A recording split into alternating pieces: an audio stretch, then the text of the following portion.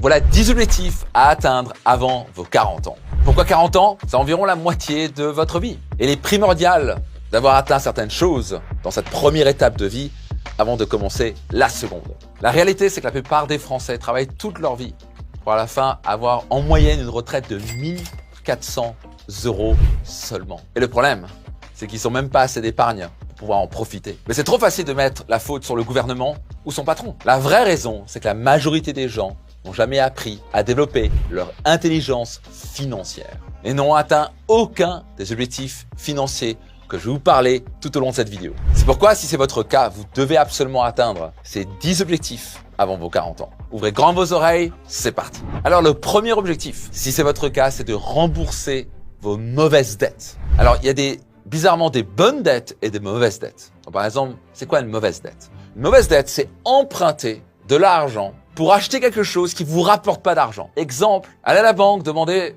faire un prêt pour acheter une télé. Mais je sais pas pourquoi, mais j'ai jamais vu quelqu'un qui peut me dire que sa télé lui a rapporté de l'argent. En général, l'argent, une télé, ça coûte peut-être pas 600 balles, ça coûte réellement 50 000 €. Pourquoi? Parce que c'est le temps perdu de sa vie alors qu'il aurait pu être investi ailleurs. Donc une mauvaise dette, c'est d'acheter par exemple une voiture. C'est une mauvaise dette parce que ça va jamais vous rapporter de l'argent. Une bonne dette, ça pourrait être quoi? Par exemple, je vais voir le banquier, je lui demande de l'argent pour investir dans l'immobilier, je mets un locataire dedans, par exemple, et ça me permet de quoi? De m'enrichir. Donc une bonne dette permet de m'enrichir, une mauvaise dette m'appauvrit. Vous devez absolument éradiquer le plus vite possible vos mauvaises dettes. Tant que vous avez des mauvaises dettes, vous ne pourrez jamais devenir libre et riche. Au passage, il y a peut-être certains d'entre vous qui disent « Oui, moi j'ai quelques dettes, mais bon, c'est pas méchant, je gagne bien ma vie. » C'est vrai qu'ils ont les plus grosses mauvaises dettes sont la classe moyenne. Ils sont pauvres, mais ils croient qu'ils sont riches. Un pauvre, il sait qu'il est pauvre. La classe moyenne, il croit qu'il est riche. Il gagne ses 5 000, 7 000, 10 000 € par mois. Le problème, qu'est-ce qu'il fait? Il va faire un prêt à la banque pour acheter une maison. Au passage, contrairement à ce qu'on pensait, j'ai fait des vidéos là-dessus. Acheter une maison avec un prêt pour acheter sa maison personnelle, pour y vivre dedans, sa maison principale, est l'un des choix les plus stupides que vous puissiez faire. En moyenne, ça va vous coûter 33% de vos revenus dans votre vie. Vous enrichissez qu'une personne ou qu'un établissement, c'est votre banque. Donc quand vous allez à la banque pour emprunter, pour acheter votre maison principale, vous ne gagnez pas d'argent avec votre maison principale. Alors je ne vais pas rentrer dans les détails, est-ce que vous allez dire oui, mais bon, c'est mieux que louer. Si vous faites vos calculs, non. Si vous faites bien les choses, vous pouvez louer pour moins cher, vous n'avez pas d'intérêt à payer, vous n'avez pas la taxe foncière, c'est quelque chose qui casse, c'est pas vous qui payez. Moi, j'ai toujours été locataire et je suis encore locataire, et c'est l'une des raisons pour laquelle j'ai pu m'enrichir beaucoup plus rapidement. Donc si vous faites un prêt pour acheter un bien immobilier, pas pour vivre dedans, mais pour mettre des locataires dedans, par exemple, ça c'est une bonne dette. Vous empruntez de l'argent pour démarrer un business qui va vous générer du cash flow et de l'argent, ça c'est une bonne dette. Faire un prêt pour investir dans une formation, ça c'est une bonne dette parce que vous investissez dans une formation qui permet d'augmenter vos compétences, qui vous permettra de quoi? De gagner plus d'argent. Mais si vous avez des mauvaises dettes, votre objectif est clair et c'est l'étape numéro 1, c'est rembourser ces dettes le plus rapidement possible. Numéro 2, faites un plan d'action. Si c'est votre cas, vous avez des mauvaises dettes, décision, je vais me débarrasser de ces mauvaises dettes le plus vite possible. Numéro 2, je vais créer un plan d'action. Ça peut être, ok, d'ici 1 an et demi, je me suis débarrassé de toutes les dettes. Voici ce que je vais faire. Maintenant, je vais budgétiser, je vais prendre 10% de mes revenus, je vais rembourser toutes ces dettes le plus vite possible. Vous me suivez?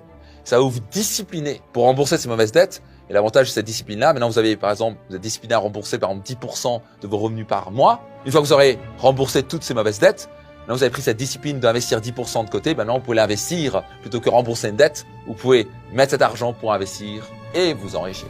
Objectif numéro 2, constituer un fonds d'urgence. Donc ici, le but, c'est de mettre de l'argent de côté en cas de tempête. Et ça peut arriver. Pas vrai, parfois, il y a des choses qui arrivent. Ok, ça peut être une mauvaise surprise. La voiture qui casse. Encore une mauvaise dette. Ça peut être aussi, tiens, une opportunité qui se présente à vous. Le fait d'avoir un fonds d'urgence, ça peut être aussi, ouais, il y a une super opportunité qui se présente à moi.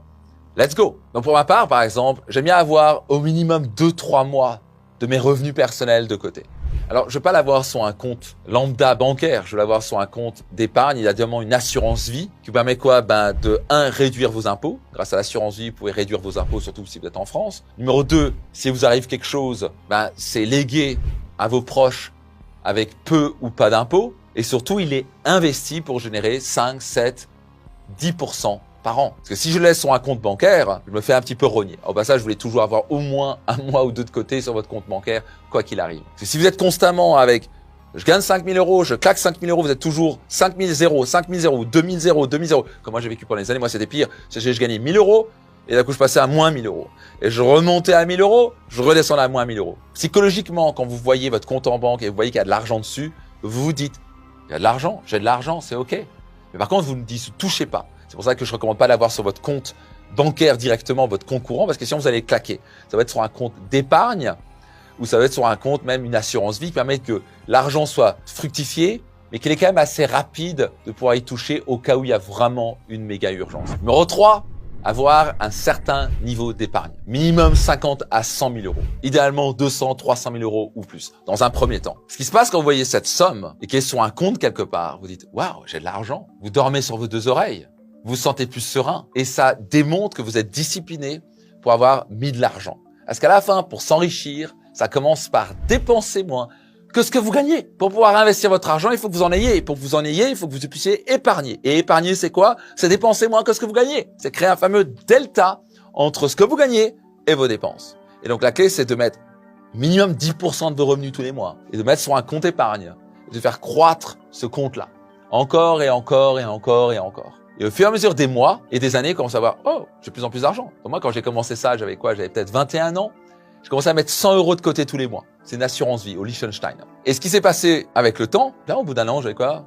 1200 et quelques euros. Est-ce que j'avais quoi? 5-6% dessus, un truc comme ça. Et à un moment, je me rappelle, j'avais complètement oublié. C'était un versement automatique. Ça, il faut le faire en automatique. Virement automatique. 10% de vos revenus minimum. Automatique sur un autre compte. C'est fondamental. Et donc, ce qui se passe, c'est qu'au bout d'un moment, au bout de 4-5 ans, moi, j'étais là en mode stress, j'avais plus d'argent. Et moi, je me suis dit, je mets l'assurance vie. Je me rappelle, je suis connecté et je suis allé rechercher ces documents. Et d'un coup, je fais, waouh!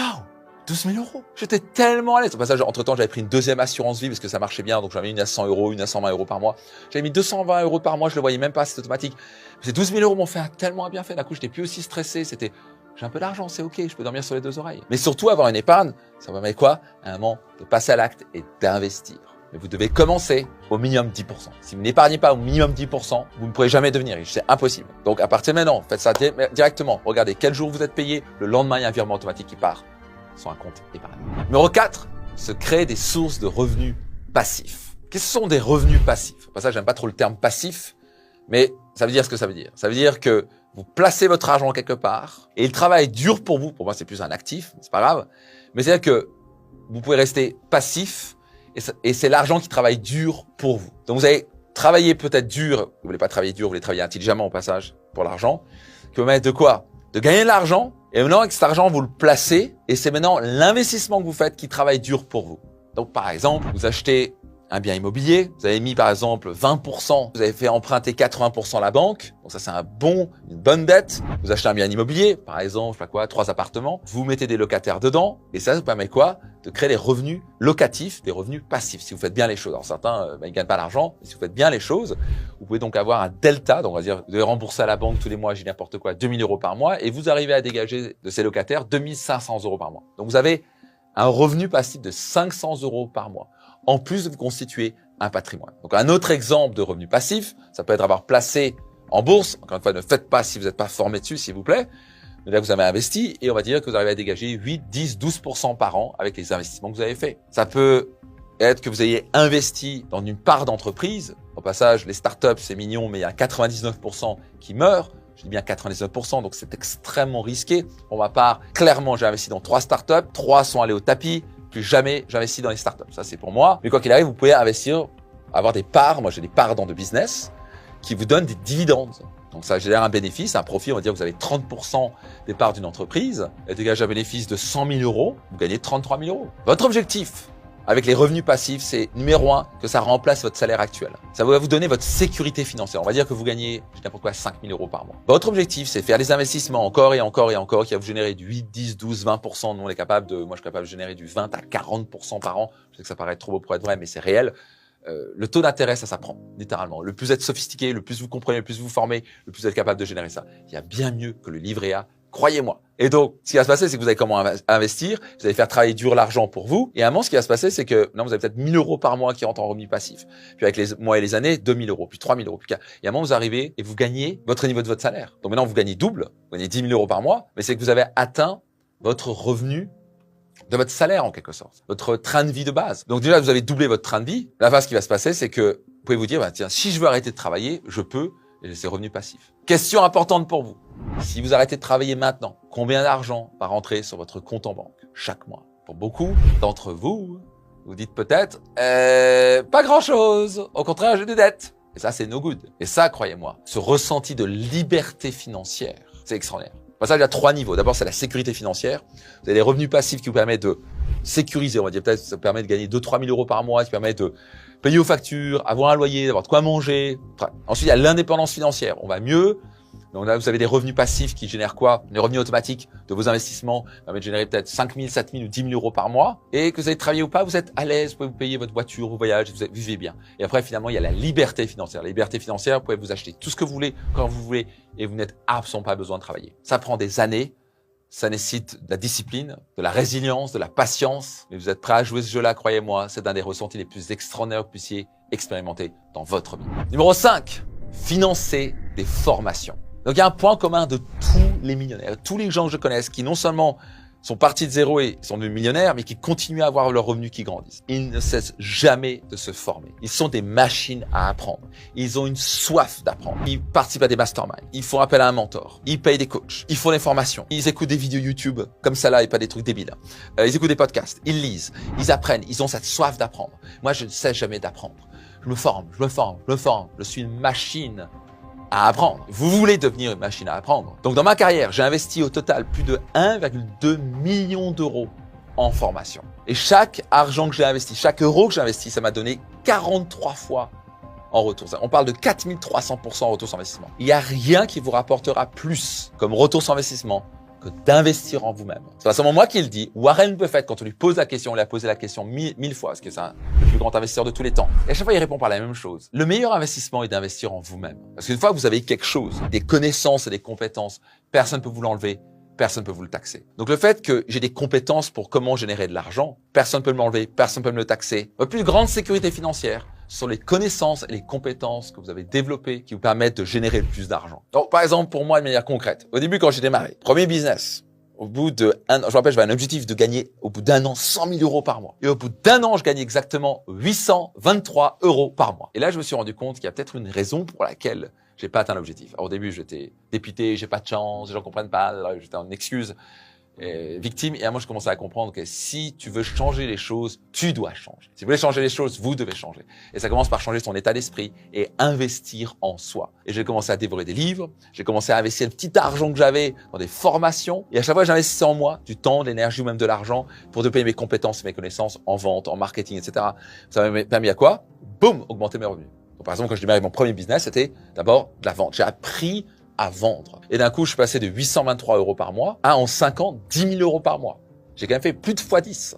J'ai développé juste une compétence qui était vendre. Par la suite, qu'est-ce que j'ai fait? J'ai développé le marketing, la communication, le public speaking, les réseaux sociaux, comment parler en vidéo. Par la suite, qu'est-ce que j'ai fait? J'ai appris à comment créer une culture d'entreprise, comment recruter, comment mettre des process et des systèmes, comment mettre des tableaux de bord en place, l'intelligence financière, comment générer encore plus d'argent. Tout ça, c'est des connaissances et des compétences. Je gagne de l'argent, j'investis, je gagne de l'argent, j'investis. Et même au début, je gagne. Alors, passage, comment on démarre ce cercle-là? Souvent, on n'a pas d'argent. Et souvent, l'excuse que j'entends, c'est, j'ai pas d'argent, je peux pas faire de formation. Donc, vraiment, il faut arrêter le délire parce que vous avez l'argent pour manger. Et c'est quoi? Vous pouvez jeûner pendant une semaine. J'exagère un peu, mais c'est un petit peu vrai. Mais ce que je veux dire par là, c'est que c'est intéressant. Les gens vont prioriser des choses comme, ces mêmes personnes vont dire, j'ai quand même Netflix.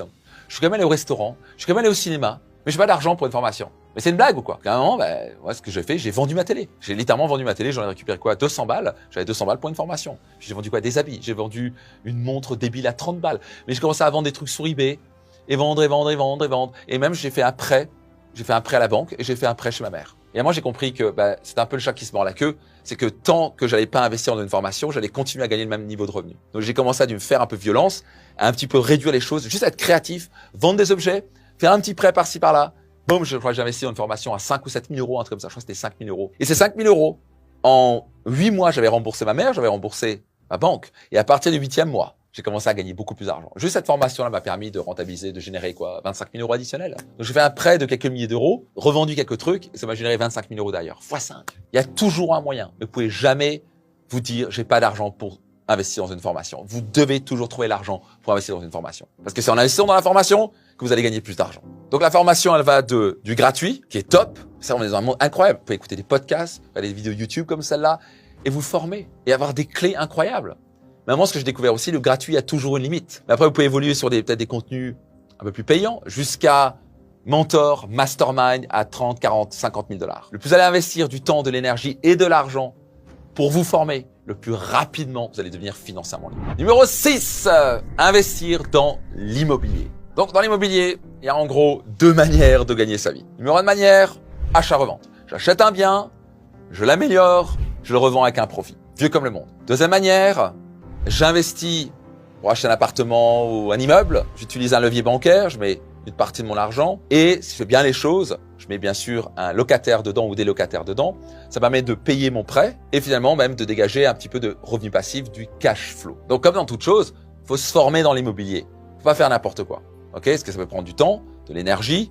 Ça peut être, si vous faites un mauvais investissement, il y a des moments, le marché peut baisser de 30%. Au moment où j'enregistre cette vidéo, le marché français a baissé, je crois, de 25 ou 30%. C'est violent. Mais si vous faites bien les choses et si vous savez bien acheter, vous avez sûrement entendu parler emplacement, et pas que, faut se former. Moi, avant d'investir dans l'immobilier, je me suis formé. Au début, je suis là, ouais, machin. Après, je me dis, ok, là, attention, Max, tu sais pas, tu risques de faire n'importe quoi. Et le premier investissement immobilier, si je m'étais pas formé, j'aurais fait n'importe quoi.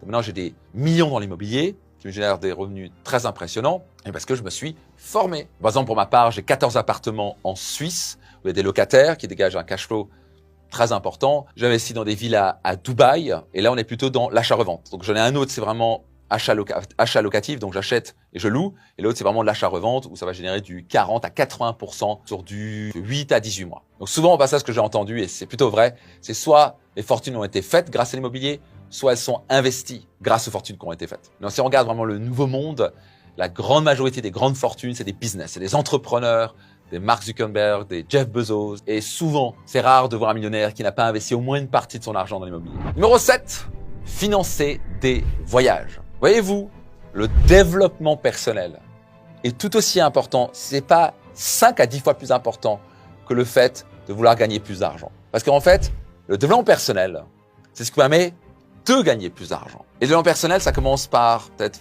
faire un séminaire de développement personnel. Peut-être venir à mon séminaire Destination Réussite. Vous allez vous poser 3 jours sur vous comprendre vos croyances limitantes, vos peurs, vos doutes, pourquoi vous n'êtes pas heureux, pourquoi vous avancez pas, pourquoi vous procrastinez et comment faire pour concrètement changer ça. C'est faire une introspection, apprendre à mieux se comprendre et faire péter ses verrous pour avancer. Ça, c'est l'acte le plus intelligent qui soit parce que vous ne pouvez que gagner au niveau où vous êtes.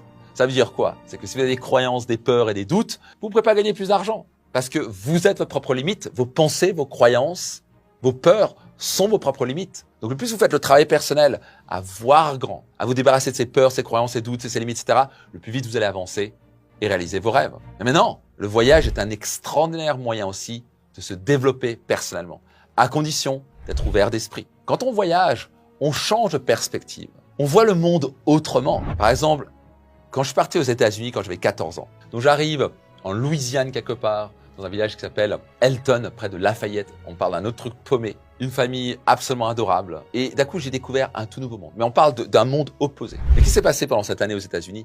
Déjà, j'ai appris une nouvelle langue.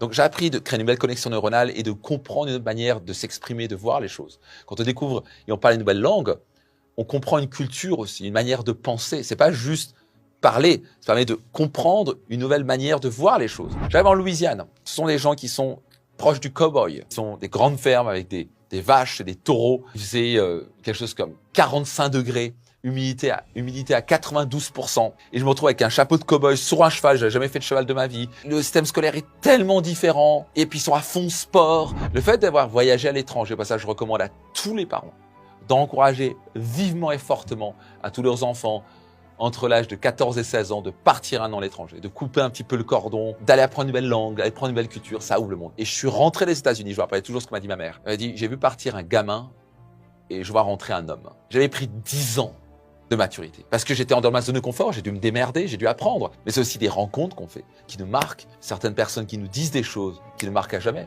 Donc une chose qui a vraiment impacté notre vie aussi avec Marine, un jour on a décidé de faire un tour du monde. Et donc on a commencé par le Japon, un pays très propre, Mais aussi, j'ai découvert un autre Japon que j'avais pas vu, extrêmement strict, et plein de règles, tu peux pas dire ceci, tu peux faire cela, etc. Il y a beaucoup de hiérarchie, etc. Je me rappelle toujours, ça faisait quoi, 3 jours qu'on était à Tokyo, et on prend un cours de cuisine, on fait ce cours de sushi, et je me rappelle cette femme qui est japonaise, qui parle anglais très bien. Il y a très peu de japonais au passage qui parlent anglais, c'était étonnant. Et elle a dit, vous savez ce que ça veut dire, arigato? Et je fais, arigato, oui, ça veut dire merci. Je fais, non, ça veut dire merci pour l'impossibilité de vivre. Et elle a juste continué comme ça avec son petit sourire. Et ça m'a travaillé pendant tout le cours, même la soirée, l'impossibilité. Je commençais à réaliser, waouh, peut-être que c'est impossible qu'on soit en vie, en fait. C'est incroyable. Quand on calcule le nombre de fois que les parents ont essayé, soit le bon moment, quand on réfléchit, c'est un miracle. Et d'un coup, juste cette phrase-là, cette rencontre-là m'a permis de voir le monde totalement différemment. Après notre voyage au Japon, on est allé en Chine. Et la Chine, je m'y attendais pas du tout. Et j'ai vu un monde, c'était à l'opposé du Japon. Et complètement à l'opposé. On rentre dans un restaurant. La serveuse, je me rappelle toujours, qui se met à côté, c'est la serveuse, qui commence à manger son truc. Et un moment qui se lève et qui prend sur notre table une des serviettes et qui se rassied. On était là, hein? J'avais vu ça. Pour nous, c'était un manque de respect total. Et puis d'abord, on a explosé de rire parce que pour eux en Chine, ils s'en foutent. Bon, il y a une serviette, je la prends là. Je m'en fous que vous soyez là ou pas. Je m'en fous que je sois une serveuse ou pas. Je m'en fous. Et c'était à mourir de rire. Et en fait, ils sont passés d'un truc très strict au Japon à hyper détendu. Ils s'en foutent en Chine. J'ai vu, on voyait des gens danser tout seuls dans le parc et chanter de l'opéra. Les gens qui sont au tai chi. Et tout le monde s'en fout. Bizarrement, le niveau de jugement en Chine est très très bas. On peut être un peu comme on veut.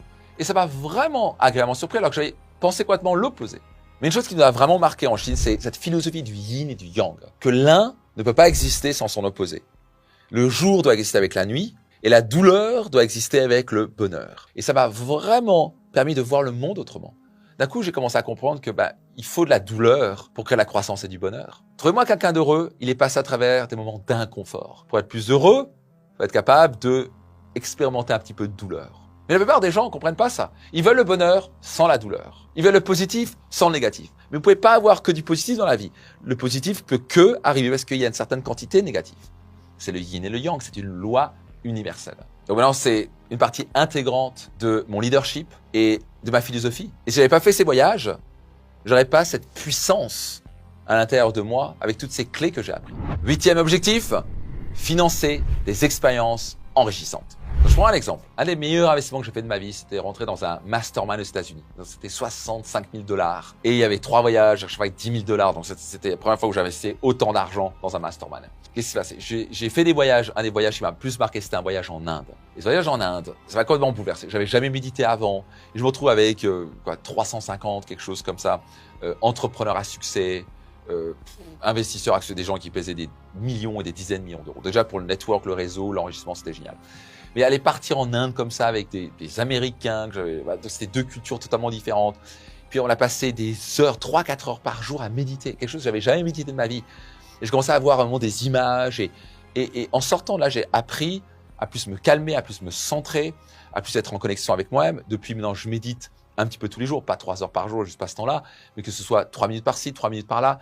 J'ai appris à me concentrer. Ça, je pensais même pas que je pouvais méditer autant. Mais finalement, moi qui me voyais comme quelqu'un d'impatient, j'avais la preuve que je pouvais être patient. Si j'étais bien guidé, rappelez-vous, le bonheur se situe en dehors de votre zone de confort. Donc, investissez parfois une petite partie de votre budget, pas tout votre budget, ok, dans des expériences enrichissantes. Ça vous permet de croître et d'être en mesure à la fin d'accomplir des choses que vous pensiez impensables. 9e objectif, soutenir des causes philanthropiques. L'une des choses que j'enseigne, c'est d'aller chercher et trouver sa raison d'être. C'est quoi la raison d'être? C'est la raison pour laquelle on se lève le matin. Quelles sont les traces qu'on veut laisser derrière nous une fois qu'on va quitter cette terre? Tellement de gens sont des fers humains ou des avoirs humains. Ils disent, je vais avoir une belle voiture comme ça, je vais faire beaucoup de choses, je travaille dur pour avoir une belle voiture. Comme ça, j'aurai la inconsciemment reconnaissance des autres. Et comme ça, je vais être aimé par les autres. Le problème, c'est que vous apprenez jamais à vous aimer vous-même. Et le fait d'être un être humain plutôt qu'un faire ou un avoir humain, c'est se rappeler d'être. Et pour moi, être, c'est quoi? C'est contribuer. Si on écoute vraiment son cœur, et je fais ça avec des milliers de personnes, quand ils font l'exercice, tous y viennent en disant « Waouh, en fait, je vais être rappelé pour quelqu'un qui a contribué dans le monde, qui a apporté du bonheur, qui a apporté de la joie, qui a apporté plus de sourire ou plus de joie ou quoi que ce soit. » À la fin, on est né pour contribuer. On peut que être pleinement heureux et épanoui quand on contribue. Et on peut contribuer de différentes manières, dans son métier, avec ses enfants, mais aussi en contribuant financièrement dans une cause philanthropique. C'est intéressant parce que la plupart des gens vont traiter les riches comme des voleurs, alors que je dois connaître, peut-être 500 multimillionnaires et certains milliardaires. Ils donnent beaucoup d'argent dans l'humanitaire. Par exemple, pour moi, dans les derniers mois, ça s'est rapproché de 100 000 € donnés dans l'humanitaire. J'ai donné 100 000 € de ma propre poche dans l'humanitaire. particulièrement à l'enfant bleu, pour la maltraitance des enfants, mais aussi d'autres associations en Suisse, par exemple 1, 2, 3 Soleil, etc. Et ça m'apporte une joie profonde. Et c'est intéressant ce qui se passe psychologiquement. C'est que quand vous donnez de l'argent, vous vous sentez bien. Vous donnez de l'argent à une cause qui vous plaît. Ça peut être les enfants, un village en Afrique, quoi que ce soit. Mais quelque chose qui vous porte. Pas pour faire joli, pas pour dire je donne et vous avez vu. C'est donner pour dire, tiens, je me sens bien à donner. Donc c'est extraordinaire ce qui se passe. Mais surtout, ça développe un état d'esprit d'abondance. Quand vous donnez, vous êtes en train de vous dire, je sais et je vais trouver un moyen de retrouver cet argent. Numéro 2, quand vous voulez vraiment aider, vous voulez gagner un maximum d'argent pour aider encore plus. Si vous voulez aider ces enfants en Afrique, vous voulez pas en aider un, vous voulez en aider des centaines. Vous voulez gagner le maximum d'argent pour pouvoir redonner. Donc bizarrement, en redonnant de l'argent, ça va vous donner une motivation extrême d'en gagner encore plus, pour pouvoir en redonner encore plus. C'est là où j'ai découvert que la générosité, en fait, est un accélérateur de richesse. La plupart des gens que je connais qui sont très riches sont des gens extrêmement généreux. Pas seulement généreux par l'argent, mais aussi par le cœur. C'est des gens qui sont serviables, qui aident les gens. Et ils ont compris qu'en étant serviable, ce que tu donnes, ça te revient. Mais la clé, c'est pouvoir donner sans attendre de retour. Donc une chose que je vais vous inviter à faire, c'est de donner au minimum 1% tous les mois pour une cause qui vous est chère. Trouvez une cause maintenant, c'est quoi qui me porte? Ça peut être les animaux, ça peut être la nature, ça peut être des enfants, ça peut être la maltraitance, ça peut être la pauvreté, quelque chose qui m'anime et j'ai envie de faire une différence. Et le fait de pouvoir donner de l'argent tous les mois à cette cause-là va vous motiver à en donner encore plus. Votre estime personnelle va grandir. Vous allez vous sentir utile. Et bizarrement, ce sera un des grands secrets pour accélérer votre richesse. Testez pendant 2-3 ans et vous m'en direz des nouvelles. Numéro 10, avant vos 40 ans, préparez sa retraite. Alors au passage, je vais le dire maintenant, vous voulez jamais prendre votre retraite. Donc qu'est-ce que je veux dire par là? Si vous prenez vraiment le type de retraite du style « c'est bon, j'arrête de travailler, je vais juste profiter de la vie », les statistiques démontrent que vous allez mourir très rapidement. Donc si vous ne voulez pas mourir rapidement, vous ne voulez jamais prendre votre retraite. Qu'est-ce que je veux dire par là? C'est vous voulez rester actif. Vous n'êtes pas obligé de vraiment travailler, mais rester actif, ça peut être servir en tant que mentor dans une association, ou ça peut être serviable, ou aller partir en voyage et créer des projets, ou vous rendre utile. Mais si vous êtes juste là, oh, c'est bon ma retraite, je vais rester sur mon canapé, regarder les films que j'ai pas eu le temps de regarder dans ma carrière, vous allez mourir très très vite. Il n'y a rien qui tue plus rapidement que quelqu'un qui stagne. Physiquement, on meurt plus rapidement. C'est démontré, regardez les statistiques. Quand je dis retraite, je parle de votre retraite financière. Vous êtes en mesure, si vous voulez, d'arrêter de travailler. Moi, je sais que je ne vais jamais arrêter de travailler parce que j'adore ce que je fais. Quand vous aimez ce que vous faites et vous êtes passionné par ça, vous n'êtes pas en train de vous dire « Ah, comment, c'est quand que j'arrête de faire ça ?» La plupart des gens sont pauvres, pas seulement sur le plan financier, mais parce qu'ils font pas ce qui leur passionne. Ils font un métier qu'ils aiment pas et à la fin, ils se disent « Ah, vivement le week-end !» Moi, j'en ai dit « Ok, super le week-end, mais j'adore ce que je fais, vivement lundi aussi !» Je suis passionné par ce que je fais. Et donc, même quand je vais arriver à ma retraite, c'est-à-dire que je ne vais jamais prendre ma retraite, mais je suis en mesure déjà maintenant de prendre une retraite anticipée. C'est-à-dire que je suis en mesure de pouvoir dire, si je veux arrêter de travailler, j'arrête de travailler. Mais ce qui est encore plus fun de faire et de continuer à faire quelque chose qu'on aime, pas vrai? Et donc, pour revenir, préparer votre retraite, c'est directement lié aux 9 objectifs précédents qu'on a vus ensemble. Vous ne voulez pas dépendre du gouvernement pour votre retraite. Avec 3 000 milliards d'euros de dettes en France, si vous êtes en France, si vous êtes en Suisse, vous avez épargné votre propre retraite. Vous allez piliers 2 et 3, vous connaissez ça très bien. J'ai vécu en Suisse pendant 10 ans. Je vous invite à charger ça et mettre sur vos piliers. Pour les Français, ok, si vous avez le concept de « Ah, vivement la retraite en moyenne de 1 400 euros. Qu'est-ce que vous allez faire avec 1 400 euros? Et c'est dans 40 ans votre retraite, 1 400 euros. Déjà, il n'y aura plus de retraite. Vous savez, dans 15-20 ans, la retraite va disparaître. Ça ne peut pas continuer avec 3 000 milliards d'euros de dettes avec un système pareil. Ok, déjà, ils ont déjà repoussé, les gens dans la rue, mais ils ont déjà poussé, je crois, 2 ans et demi, puis ils vont repousser 2 ans et demi, puis au fur et à mesure, ils vont dire, vous devez travailler de plus en plus longtemps, et votre retraite va être de plus en plus basse. C'est normal. Et le pire, c'est que les 1 400 euros, si vous les gagnez, ça risque pas d'être le cas, va valoir dans 20 ans 700 euros.